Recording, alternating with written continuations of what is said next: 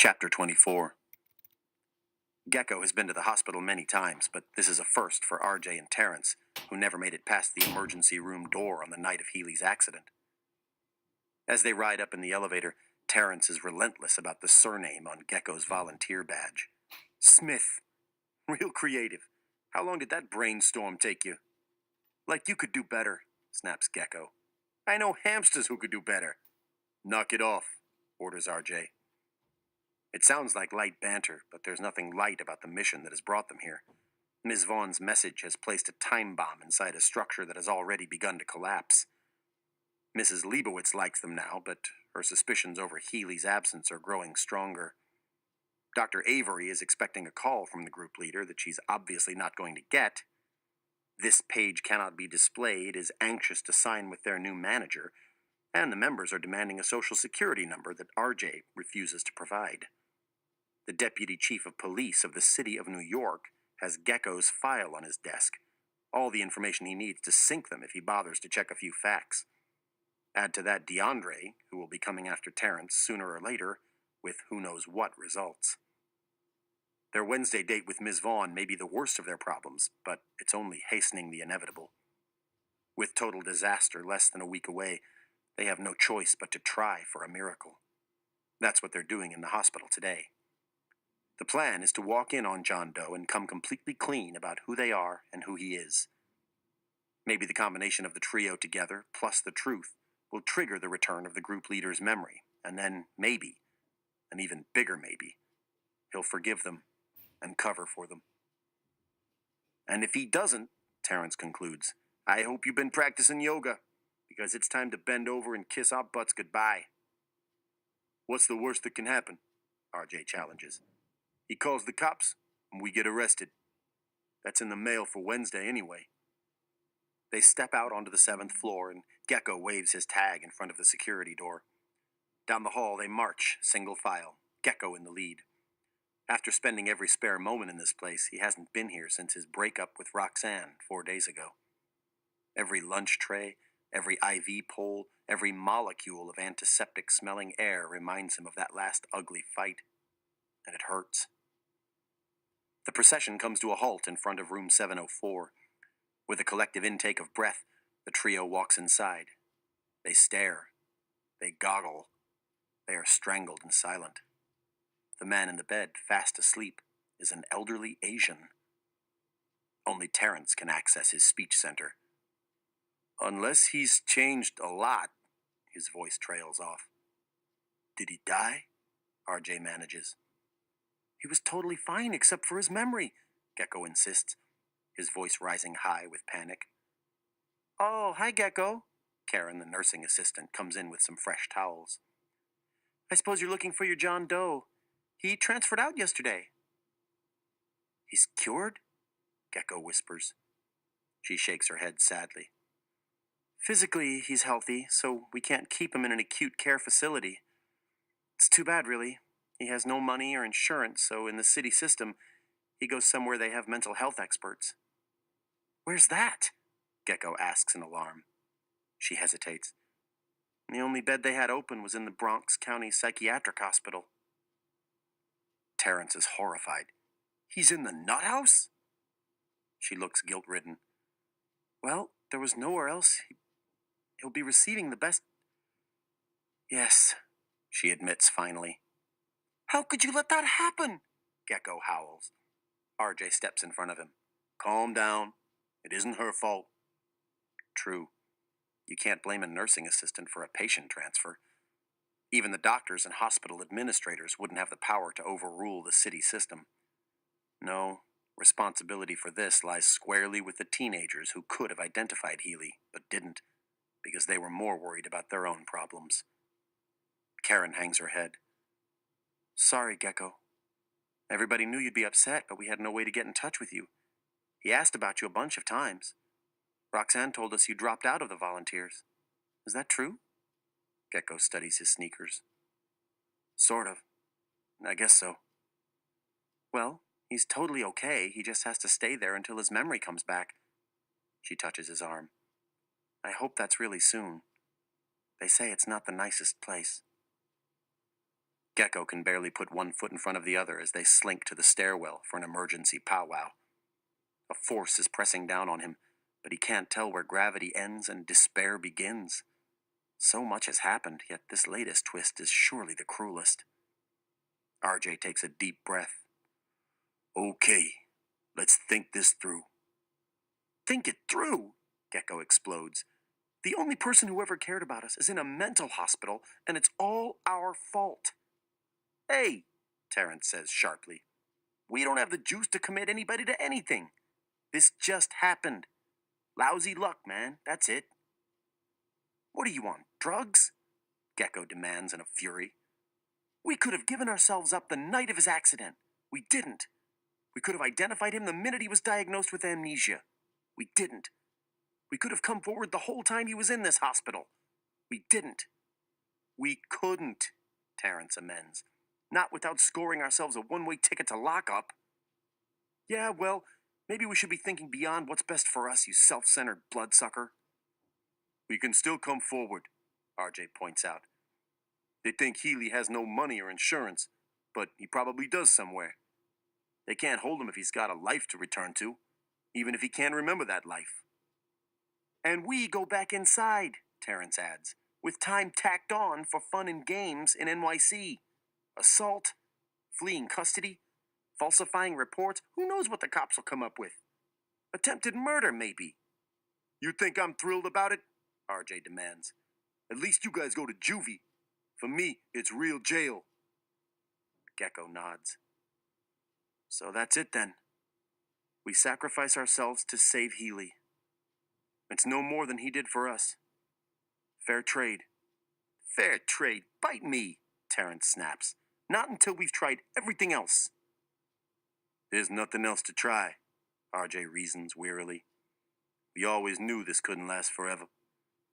We go back into the system on Wednesday anyway. We're just pushing it up a few days. You're ignoring the most obvious thing, Terrence insists. Let's find this rat hole where they put Healy and bust him out. Gecko stares at him. It's a hospital for crazy people. You think you can come and go as you please?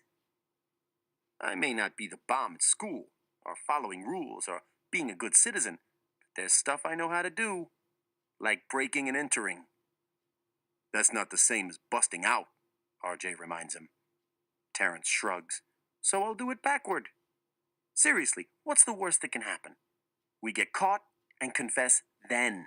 But if we spring him, we've got a shot at convincing him to cover for us. You're dreaming, Gecko accuses. It'll never happen in a million years. Maybe you're right, Terrence agrees. But there's a chance. Some chance against no chance. Who wouldn't take those odds? They turn to RJ to cast the deciding vote. The big boy throws up his arms. Where's the Bronx? Chapter 25. The Bronx, it turns out, is at the other end of a 30-minute ride on the number 4 train. The trio emerges from the subway entrance into the shadow of a hulking gray monstrosity that might be the ugliest building in the city. The Bronx County Psychiatric Hospital is a 14-story gray stone cube. The only decorative features are the iron bars on the windows. No designs, no columns, no ornamentation, and not a speck of color anywhere. It looks like exactly what it is. A very large trash receptacle for those New Yorkers considered too crazy to be let loose among the population. And Douglas Healy. RJ emits a low whistle. You know when they say, find a happy place? Well, this isn't it. Terrence shrugs. I've seen worse.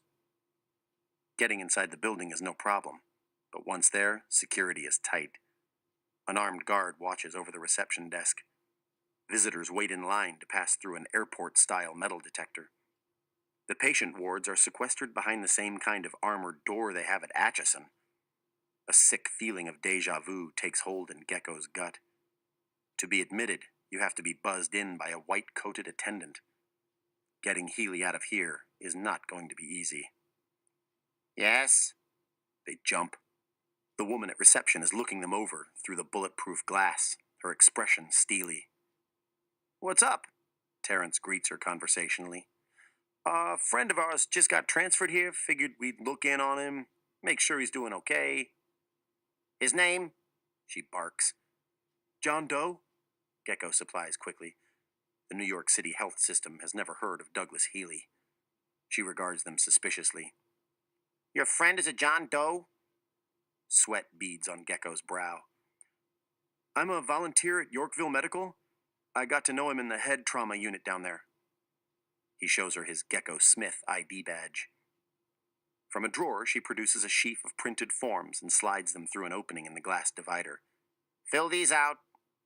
Gecko accepts the stack, frowning at its thickness. And then we go in? Wordlessly, she points to a sign. All visits must be approved in advance. RJ speaks up. How far in advance? The applications go up to Albany at the end of the day. Then, if you pass the background check, figure about a week. The mood out on the sidewalk is panic to the third power. We don't have a week, Gecko babbles. The Dragon Lady is coming in 4 days. RJ is also shaken. We'd never pass the background check anyway. There's no way we're going to get in there. It's just not possible. The words have barely passed his lips when the automatic doors slide open and a petite blonde steps out. Gecko's eyes bulge.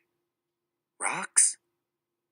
He can almost feel the cold blast as her recognition turns to icy anger, her open, friendly features freezing into a countenance of disdain. You, she barely whispers. Gecko doesn't defend himself. He doesn't deserve defending. Besides, he's missed her these past few days. Roxanne's rage is still better than no Roxanne at all. You never even gave me your phone number, she mutters resentfully. How stupid am I? He reaches for her. You're not stupid.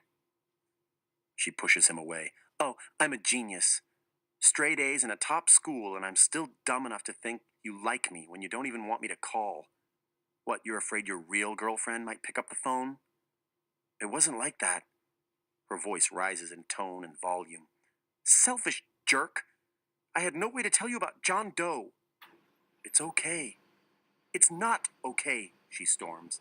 Look what they've done to him. It's so sad to see him in there. Hold on. Terrence puts 2 and 2 together. She's your girlfriend? Dog, I'm impressed. I always figured a little dweeb like you. No offense. Roxanne, meet Terrence and RJ. Gecko introduces them. Wait a minute. RJ cuts to the chase. You saw John Doe? How did you get in? They told us it takes a week to get approved. My dad has contacts in the police department. He might be able to get you guys in too. I'll call him. She takes out her cell phone. It's not a good idea, Gecko says quickly. You're John's closest friend. He needs to see you. No, he exclaims more forcefully than he intended. Why not? Because your dad can't know you're talking to me. Listen, Delancey came to my school. He said he'd make big trouble for me if I didn't break up with you. She's mystified. Why would he do that? Don't you get it? Your dad sent him. He doesn't think I'm good enough for you, and he's right. Her face flushes red, and she dials the cell phone, punching angrily at the keypad. Gecko snatches it away from her. He can't find out I told you. That was another part of the deal. You're not supposed to know he's behind it. She glares at him. Thanks for standing up for me. I'm glad I mean so much to you. Come on. A millionaire and a police chief? Gecko defends himself. What was I supposed to do? It's a free country, she says resentfully. What did they offer you? Money? How's the pay for dumping someone who really, really likes you? How much am I worth? Gecko turns to RJ and Terrence, who nod. The secrecy has gone on for so long that it feels like part of the fabric of reality. But it's time for the truth. He regards her intently. Promise you'll listen to the whole story before calling the cops. She's genuinely alarmed now. You're scaring me, Gecko. What's going on? He takes a deep breath. John Doe isn't really a John Doe. His name is Douglas Healy, and he's the only thing standing between the three of us and jail. Her eyes widen in amazement as Gecko recounts the story. 3 young inmates, a second chance, thanks to Healy, then a terrible accident on the fire escape. She's horrified. And you kept your mouth shut while he got sent here? It wasn't supposed to go this far, Gecko pleads. Radner kept saying his memory would come back. And it might have, if you just told the guy who he is.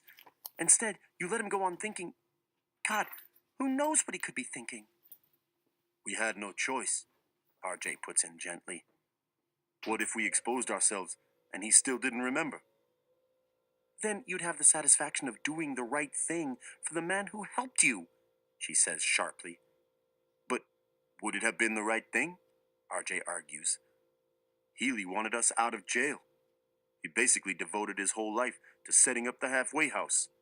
If we get arrested, we'll be undoing everything he worked for. Oh, that's rich. She turns to Gecko. Where'd you find this guy? He'll make a great lawyer someday. Step off, Terrence says protectively. We're trying to do the stand-up thing here. Roxanne is suspicious. What stand-up thing? We're not here to visit, Gecko tells her. We're looking for a way to bust Healy out. He explains about the Wednesday meeting with Ms. Vaughn that has set them on a collision course with disaster. Our only hope is to get him home and try to jumpstart his memory ourselves. And if you're caught? She demands. We confess everything, RJ promises. Either way, Healy ends up okay. For him, it's only a few extra days, Gecko adds. For us, it could be all the difference in the world. A chance to stay out of jail. A life versus no life. I'll help, she says suddenly. Rox, no, Gecko exclaims. We can't ask that. We're already in trouble. You're squeaky clean. That's why you need me, she argues. I can get inside. I'll ask my dad to get my volunteer work switched here. I can be your eyes. I'll give you the layout so you can find a way in. Gecko is blown away. You'd do that for us? I'd do it for you. I can't believe what my father put you through. And we both owe it to your friend, Mr. Healy. Terrence shoots Gecko an approving nod. She's got it going on, dog. Maybe I should give this girlfriend gig a second look.